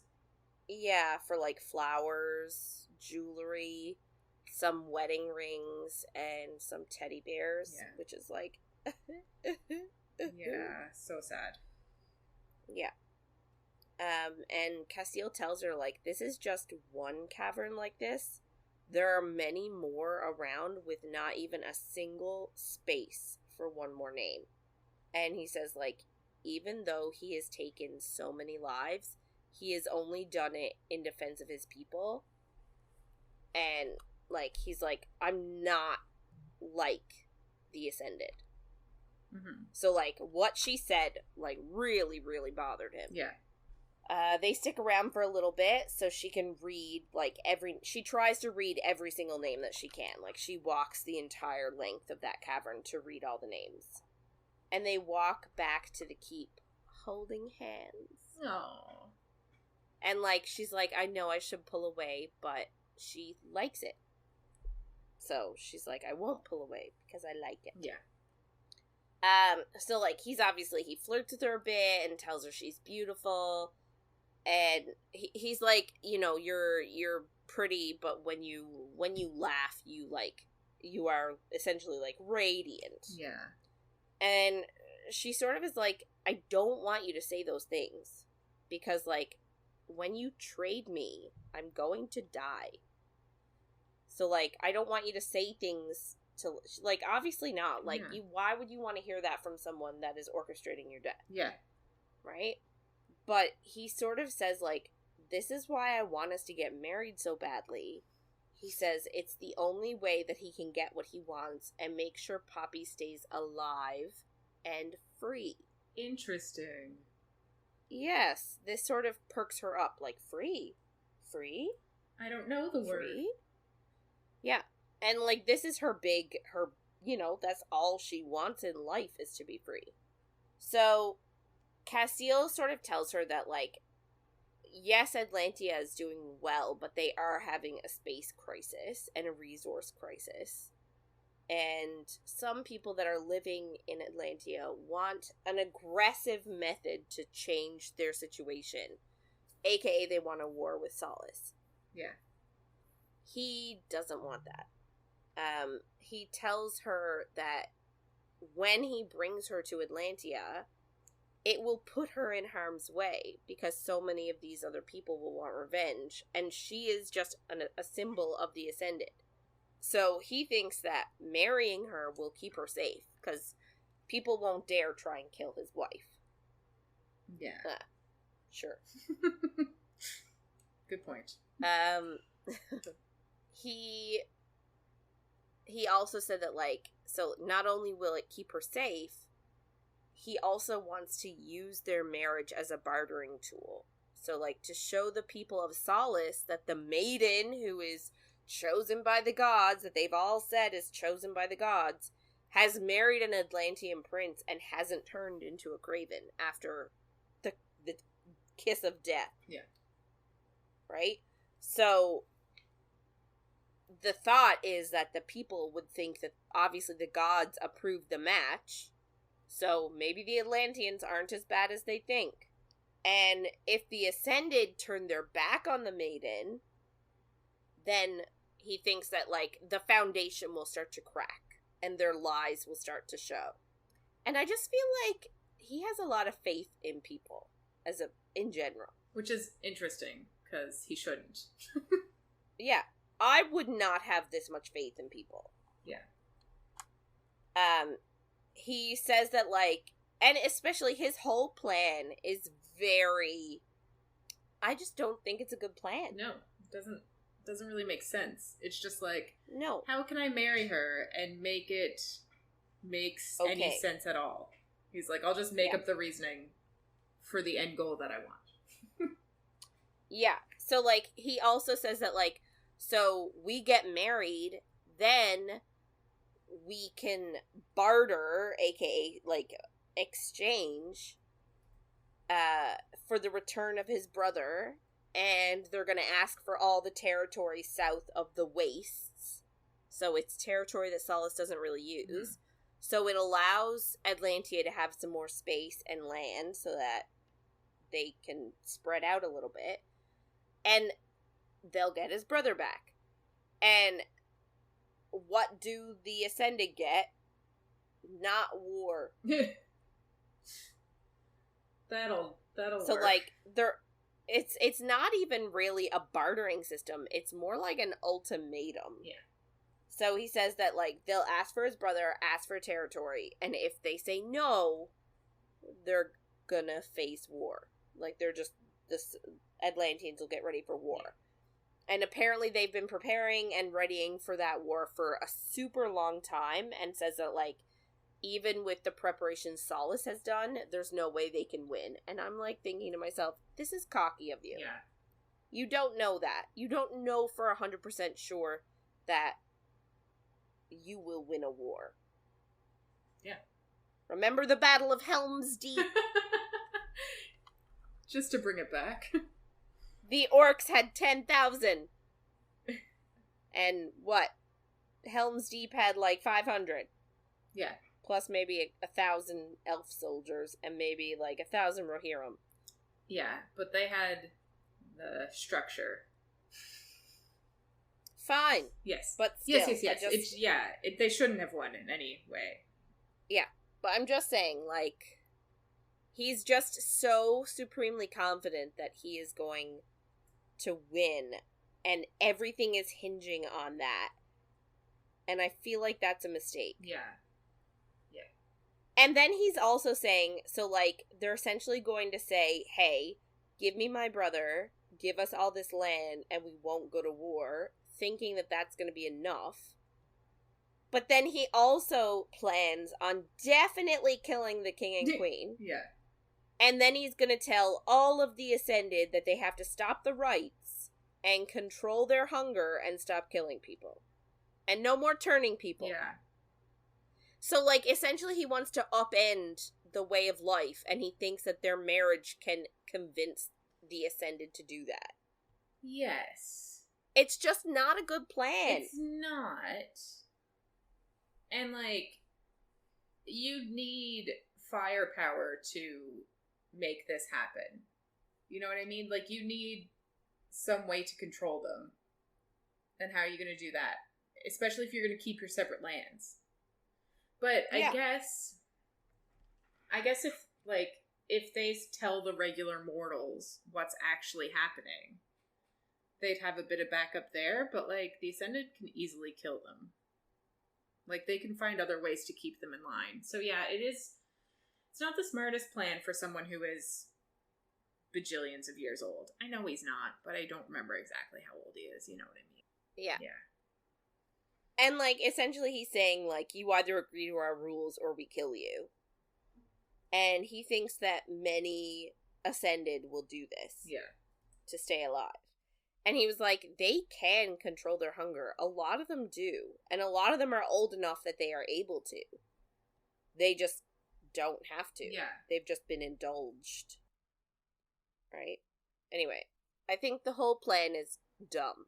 Yeah, there's not a lot of logic, I'll say. Like, he also doesn't need Poppy to enact this exchange. I guess the only thing that she's helping with is that she's, like, convincing the mortals. Yes, because she is God's blessed more so than any of the regular lords and ladies in their eyes. As the maiden, she's God's blessed. But so are the king and queen. So it's like, how... I don't know. The plan doesn't make sense. Yeah. It doesn't at all. Anyway. So, she asks how this will let her, like, how is this going to free her?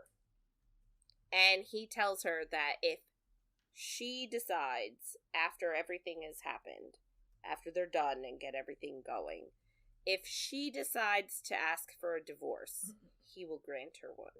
So that wording is very specific. It is very right? specific. If she wants a divorce, he will let her have one.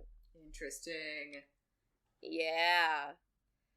And that sort of makes her sad because in her mind then, the marriage isn't real. Yeah, which makes sense. I get what she's saying. Like, she's like, oh, well then we're not actually getting married for any other reason than to do this sort of plan, and then, you know, afterwards, we'll just divorce. So it's not a real marriage. Yeah. And, like, that hurts her feelings. Like, she secretly wants it to be real. Yeah. So she asks what would happen if she said no. And he tells her, like, he won't force her. Like, if she really doesn't want to marry him, he won't force her to marry him. But he will hide her away and try and rescue his brother in a different way. Yeah. So, like, he's sort of said, like, he sort of insinuates, like, the ransom plan is gone. Yeah. Even if she doesn't marry him, he still won't ransom her. So she uses her powers to read him, and she can see that he doesn't like the situation we're in. And, like, she knows and understands it would be easier to ransom her. Yeah. But now that he knows her, he just can't do it. Yeah. And she tells him that she understands he would do anything to get his brother back. So she gets that, like, she's just a pawn in his game. Mm-hmm. But, like, she would also do anything to get her brother back. Does she actually say that to him at that point? Something to the effect. Okay, good. Because, yeah, I know. And she says that she will agree to his plan only if he promises to help her get to Ian. Yeah. So, like, there's not really caveat on get to him in what state, but just get to him. Yeah. She needs to see for herself what he's turned into. Fair. And Casteel agrees to that. He thinks that's fine. She also tells him, she was like, do the Atlanteans, like, do they, do they honor engagements with jewelry, like with a ring? Yes. And he's like, yes. And then she tells him she wants a huge gaudy engagement ring that, like, enters the room before she does, that, like, weighs down her hand. I love it. I do too. And he's like, yeah, it'll happen. Like, don't worry about it. And this then, so, like, starts a brand new issue in her mind. She's like, she doesn't know how she should act around him. Because really the only loving relationship she ever saw were her parents, and that was ages and ages ago. She doesn't super remember. Yeah. So, like, she doesn't really know how she should act with Casteel in front of the others. Yeah. And I mean, all of us would just say, just act how you always have been acting. Yeah. He fell for you like that, but she doesn't realize that. So yeah. I guess it's... Yeah. So, I guess, like, I don't know if nighttime has happened, sleep, maybe, because Kieran then takes her for breakfast. Oh, it must. I don't... So, I guess they slept some together, sleep has... but we didn't hear about it. Yeah. Interesting. So Kieran takes her for breakfast, and Casteel plans to announce their engagement that morning. And Poppy sort of realizes, because, again, she's talking to Kieran about stuff, and she realizes that Casteel and Kieran are bonded, mm-hmm. and they have, like, a real deep connection, because Kieran knows things before Casteel knows them about himself. Yeah. And she sort of says, like, I guess the issue is they have to convince people that their marriage is real, but Kieran says, like, don't expect Alistair to believe it right now. Yeah. Like, they want him to believe it, but he's not going to believe it right away. He's a smart man. Yeah. So they sit and chat. So, like, Casteel is there, like, Alistair is there, this guy, this, Atlantean, Emil is there, that, came with Alistair and is, like, hanging out with Alistair. So they're all sitting, like, at the breakfast table together, and, they chat. Casteel sort of chats a little bit. He's like, you know, she's agreed to marry me. And everyone's like, dude, we heard her say no, like, 2 nights ago. And he's like, well, I've done a really bad job at courting her properly. You don't say. And, like, they sort of ask, like, okay, well, how did you two meet? And it just sort of, like, opens up this dialogue about the people of Solace. And the Atlanteans are actually very... How can I say this? They're, like... They're angry at the regular people in Solace for believing all of these lies that the Ascended have told them. Yeah. And somebody says it at the table, how, like, oh, they're so, like, they can't see what's right in front of them. And Poppy has to sort of, like, defend them and be like, they're not stupid. Like, they're not dumb people. Yeah. But, like, they've literally been taught through generations and generations that the Ascended are what stands between them and the Craven. And that, like, the right is an honor to, like, serve the gods. And, like, she was like, your gods are sleeping, but you know they're there. Like, how is it any different? They have this faith that has been indoctrinated in them. It's very cultish. Yeah. Right? But, like, how can they expect them to believe any different? Yeah. You're not in a cult and realizing that it's a cult most of the times. Like... Yeah. Anyway. So then she tells the group, like, because they're talking about how they met at the Red Pearl, and she had to, like, sneak out, and they're like, why would you have to sneak out? And she was like, essentially, I was kept in my room except to go to my lessons or go for, like, a specific walk. And, like, the table was shocked. They were like, so you even had to eat your meals in your room? And she was like, pretty much. Yeah. And, you know, anyway. So Casteel's like, yep. And then I found her at the Red Pearl. And Alistair says, oh, it's all well and good that you found her, but do you really intend to keep her? And I'm thinking, yes, please. Right? Obviously he intends to keep her. Yeah, like, Alistair. Anyway, so that's where we stop this week. Yeah. Just with Alistair asking this open-ended question.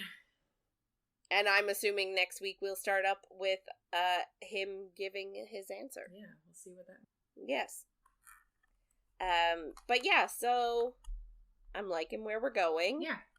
I can't wait for us to get to the next location. I think, what's it called? Spez's End? Something like that, yes. So this is my favorite part of the whole book. So I don't remember enough of it. I'm excited. I remember a carriage scene. Woo! Slightly misplaced carriage scene. Yeah. Anyway. Yeah, it's fine. All good. It's fine. So yeah, that's us done for this week.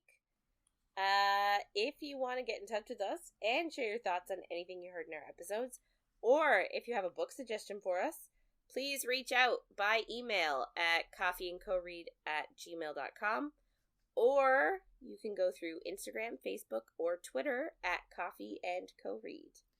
Next week, it'll be week 2 of A Kingdom of Flesh and Fire, and we're going to be doing chapters 12 to 22. So make sure to follow along. And if you're enjoying our little chats, don't forget to follow, rate, and review wherever you find our content. Thanks for listening, everyone, and we'll see you on the next page.